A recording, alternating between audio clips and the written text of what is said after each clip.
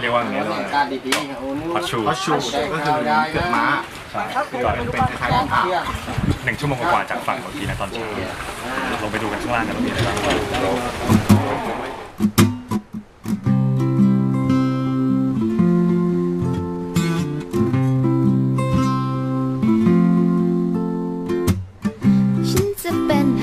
สีขาวจะทำให้เท้าเธอฟุดฟิต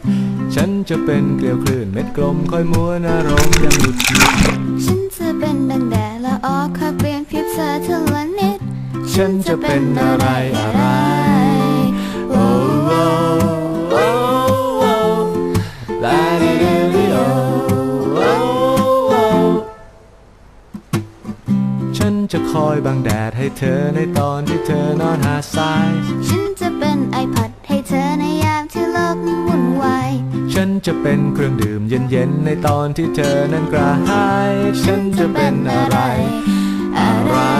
โอ้โอ้โอ้โอ้บาดิดูโอ้โอ้โอ้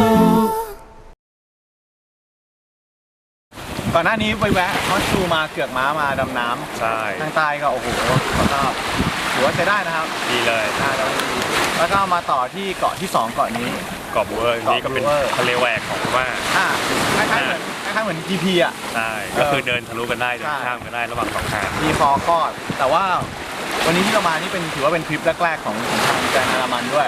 ซึ่งทางจะดูรกร้างอยู่เมื่อกี้ต้องไปเคลียร์ทางที่จะเดินตัดไปฝั่งด้วยมันฮะไปกับเราน้ำนึ่ง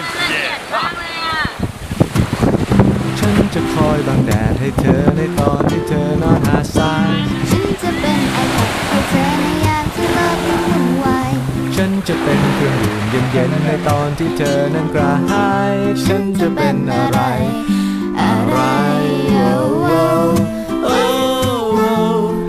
บาดิดูโอ้โอ้โอ้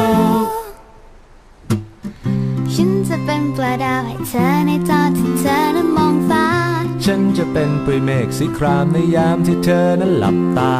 ฉันจะเป็นผักบุ้งทะเลในตอนที่แมงกระพรุนมาหาฉันจะเป็นอะไรอะไรโอ้โอ้โอ้โอ้บาดิดูโอ้โอ้โอ้หลังจากกินข้าวเที่ยงนะตอนนี้เราก็อยู่ที่เกาะตาปุ๊เรากินข้าวเที่ยงบนเกาะนี้บูเวอร์ใช่มาต่อที่เกาะตาปุ๊ที่นี่ก็เป็นอีกเกาะนึงที่มีหาดขาวๆสวยๆเนาะรายละเอียดมากเดี๋ยวตอนนี้เราก็คือรอเวลาเพื่อให้น้ำมันลงทุกจุดเพื่อที่จะไปไฮไลท์ของเราที่แดนมรกตซึ่งข้างในมันจะเป็นลากูน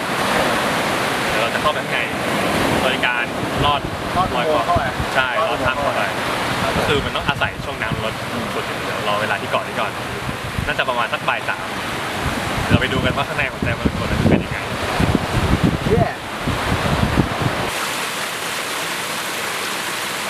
ไม่น่าเชื่อจะมีน้ำตกเราเดินมาใกล้ๆกันกับสถานที่เราขึ้นเรือแม่น้ำก็ยังสบายมากน้ำจืดกินได้เย็นสบายระหว่างรอไปดูแดนมรกต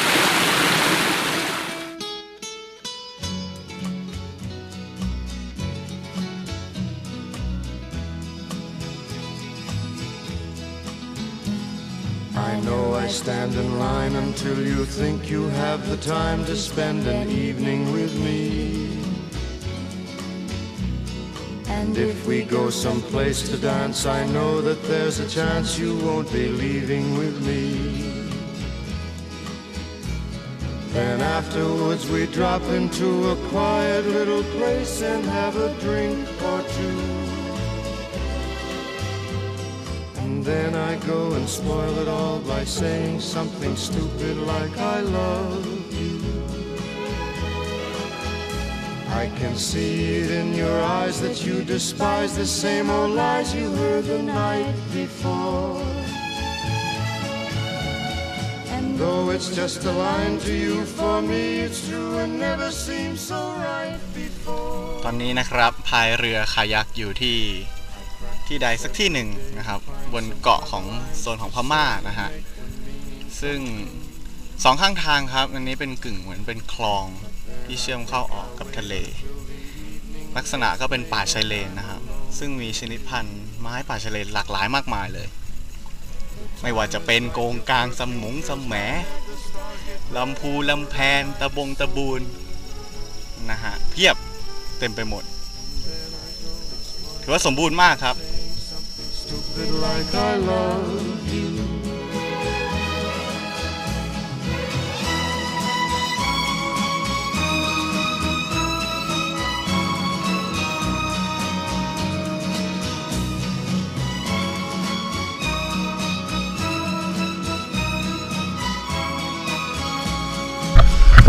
น้ำหนึ่งฮะอันดามันสำคัญเป็นเมียนมาซีด้วย ระหว่างที่รอ1 ชั่วโมง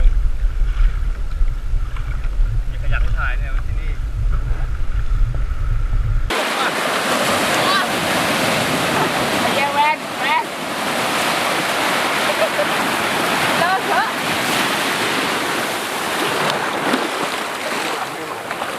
เดินมาพูดอะไรกับกล้องหน่อยว้าวมีเรสครับหมดเวลาสนุกนะฮะไปดูหัวใจมรกตกันไปขา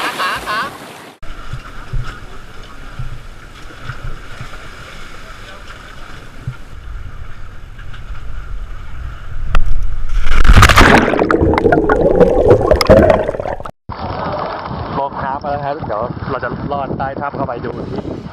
ลาคูดข้างในหัวใจมรกตกันนะเกาะคอบน้ำค่อนข้างแรงเพราะว่าเป็นช่วงน้ำลงพอดีต้องระมัดระวังเราจะลองเทเข้าไปเลยแล้วกัน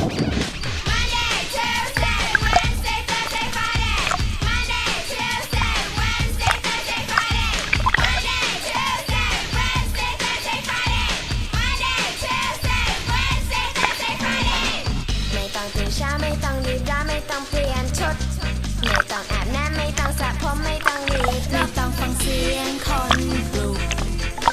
ไม่ต้องรีบลุกไปไหนจะทำอะไรจะทำแบบไหน